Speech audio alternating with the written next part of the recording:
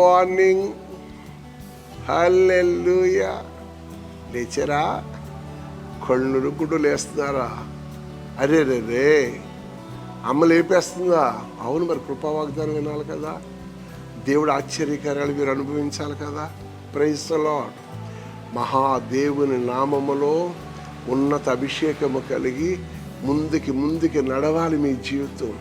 పైకి దేవుడు హెచ్చించాలి అంటే యేసయ్య కార్యాలు చూడటానికి ఈ మార్నింగ్ వేళ, ఈ శుభవేళ ప్రభుని స్తుతిస్తూ 72వ కీర్తన 18వ వచనంలో దేవుడని యెహోవా ఇశ్రాయేలు యొక్క దేవుడు స్తుతింపబడును గాక. అంటే దేవుడిని ఇచ్చి మనం స్తుతించాలి. రెండో మాట ఆ ప్రభుల వారు జ్ఞాపకం, ఆయన మాత్రమే ఆశ్చర్య కార్యాలు చేయువాడు. దేవుని సన్నిధిలో ఆయన మాత్రం ఆశ్చర్య కార్యాలు చేస్తాడు. అపోస్తల కార్యాలు 3వ అధ్యాయంకి వచ్చి చూస్తే దేవుడు ఎంత గొప్ప కార్యం చేశాడంటే, ఒక భిక్షకుడు దేవాలయం ఎదుట భిక్షమెత్తుకుంటున్నాడు. ప్రభులు వారు కనికరించి కృప చూపించి పేతురు యోహానుకు ప్రేరేపించారు. వాళ్ళు ఏదో అడుక్కుంటే, మా దగ్గర వెండి బంగారాలు లేవు, మాకు కలిగింది ఇస్తున్నాం, నజరేయుడని యేసునామములో లేచినాడు అనగానే వాడు లేచి వాడి చేతిలో ఉన్న అడుకుని చెప్పిసిరేసాడు. వాడు అన్నీ వదిలేశాడు. స్తుతిస్తూ గొంతులు వేస్తూ దేవాలయంలోకి వెళ్ళి స్తుతిగానమే పాడనా అంటే ప్రజలందరూ ఆశ్చర్యపోయారు. ఇదేంటి కొత్త స్వరం వినబడుతుంది, కోకిల స్వరం అని ఆశ్చర్యపోతూ వీళ్ళు కూడా అందరూ తిరిగి వాళ్ళు కూడా పాటలు పాడుతున్నారు అన్నమాట. ఎంత ఆశ్చర్యం! ఒక పేదవాడు, ఒక దరిద్రుడు చిచి చిచి చిచి అని అంటరాని వాడు అంటలేదు. వాడు ఎప్పుడైతే లేచాడో, బాగుపడ్డాడో, వాళ్ళందరూ స్తుతిగానాలు చేస్తూ ఉన్నారు.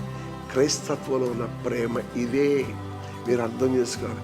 అప్పుడు అలా స్తుతించానట దేవుడు వారి జీవితాల్లో, వారి బిడ్డల మధ్యన ఎడ్యుకేషన్లో వాళ్ళు అభివృద్ధి పొంది గొంతులు వేస్తూ ఉంటేనంట, రాబోయే దినాల్లో ఈ ఎలిమెంటరీ స్కూల్లో, అప్పర్మెంటరీ స్కూల్లో చదువుకున్న వాళ్ళు సాఫ్ట్వేర్, డాక్టర్లు, జడ్జీలుగా మారే భాగ్యాన్ని దేవుడు వాళ్ళు ఇస్తేనట, పిల్లలను చూసి తల్లిదండ్రులను సంతోషించడమే కాదు, వాళ్ళు న్యాయమైన ప్రవక్తను చూసి పరలోకమున దేవుడు సంతోషిస్తాడు. నేను నా పిల్లల్ని పెంచి గొప్పవారిని చేస్తానన్న దేవుని మాట. ఇదిగో నా ప్రభు మన మధ్యన ఏ కార్యాలు చేస్తున్నాడంట? మహిమ కలిగిన ఆశ్చర్య కార్యాలు చేస్తున్నాడు.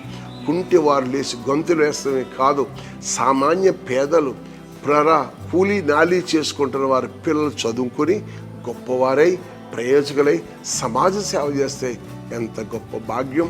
నా ప్రియమైన తల్లి బిల్లి గ్రహం గారు, తన తల్లిదండ్రులు వ్యవసాయాలు చేసుకునేవారు. ఆ బిల్లి గ్రహం గారు ప్రపంచానికి సువార్త చెప్పాడు. నీ బిడ్డలాగా ఉండాలని ఆశిస్తున్నావా? కాటన్ దొరగారు, కాటన్ అనే దొరగారు ధవళేశ్వరం ప్రాజెక్ట్ కట్టారు, కాలువలు తవ్వించారు, అన్నదాత సుఖీభవ అని చెప్పుకుంటూ ఉన్నారు. ఈనాడు ఆయన క్రీస్తు ప్రేమను లోకానికి చాటడం వల్ల ఆయన ద్వారా దేవుడు మహత్కార్యాలు జరిగించాడు. అంటే తెలుగు రాష్ట్రాలు ఈరోజు గొప్ప సువార్త జరుగుతుందంటే దేవుని మహిమ కలిగిన ఆశ్చర్య కార్యాలు, కృప కలిగిన ఆశ్చర్యాలు. కొంతమంది అంటున్నారు, ఈ లైట్ బిడ్డ 10 రూపాయలు పెట్టుకో. ఆ లైట్ని కొనుగొన్నవాడు ఎవరో తెలుసా నీకు? పలారా దేవుని బిడ్డలు ఇవాళ ప్రపంచంలో ఏ విషయాన్నైనా కనుగొంటే యూదులే కనుగొన్నారు. ఎందుకో తెలుసా? వారు నా సౌజన్యము, వారు నా సొత్తు, నేను వారిని విలువ పెట్టి కొనుక్కున్నాను ప్రభు చెప్పాడు. ఈరోజు నువ్వు కూడా ప్రభు సన్నిధికి వచ్చి ఆయనతో నడుస్తూ ఆరాధిస్తూ ఉంటే నీ కుటుంబంలో, నీ గ్రామంలో దేవుడిని హెచ్చుగా చేస్తాడు. అటువంటి కార్యాల కొరకు నువ్వు ఆశిస్తే దేవుడే మహిమ కలిగిన కార్యాలు, దేవుడే ఆశ్చర్య కార్యాలు చేసి చుట్టుపక్కల వారు ఆశ్చర్యపోయేలా చేస్తాడు. ఓ రోజు కానాను అనే గ్రామంలో ఆ విందులో నా ప్రభు నీళ్లను ద్రాక్షరసముగా మార్చేసాడు గలిలయలో.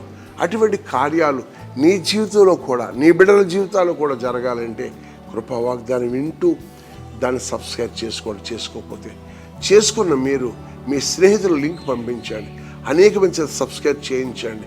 మహత్కార్యాలు, సూచక్రియలు వారు కూడా విని చూసి గ్రహించి వాళ్ళు కూడా గొప్పవారు అవుతూ వల్ల దేవుడు నిన్ను చూసి సంతోషిస్తాడు. అట్టి కృప దేవుని సన్నిధిలో మీరు విని ఆనందించి సంతోషించి సాగిపోదాం. ఈ యొక్క మంచి ఉదయకాలం ప్రభుతో సహవాసం చేద్దాం. అట్టి కృప సన్నిధి తోడై నడిపించను. హల్లెలూయా.